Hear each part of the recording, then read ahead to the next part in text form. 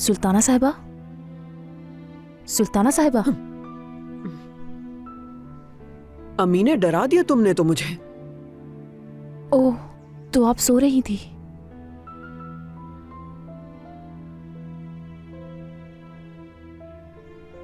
मैं ये पूछने आई थी कि अगर आपको दवाइयाँ खानी है तो लेकर आऊं? हाँ लियो। ठीक है।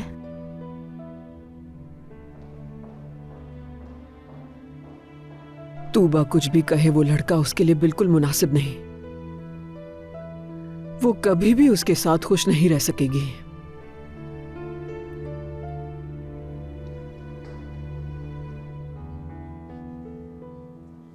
यानी मुख्तसर ये है कि मेरे बाबा के इंतकाल के बाद हमारी जिंदगी बिल्कुल बदल गई। तुम्हारे वालिद वाकई एक अच्छे आदमी थे। तुम्हें बिल्कुल अंदाजा नहीं कि हम पर क्या गुजरी है। यानी जिस दिन से हम इस घर में आए थे उस दिन से हमारे लिए ये घर जहन्नम बन गया था। और तुम जानती हो कि मुझ पर चोरी का भी इल्जाम लगाया था। सादिया ने पुलिस बुला ली थी, हर किसी के सामने जलील कर दिया।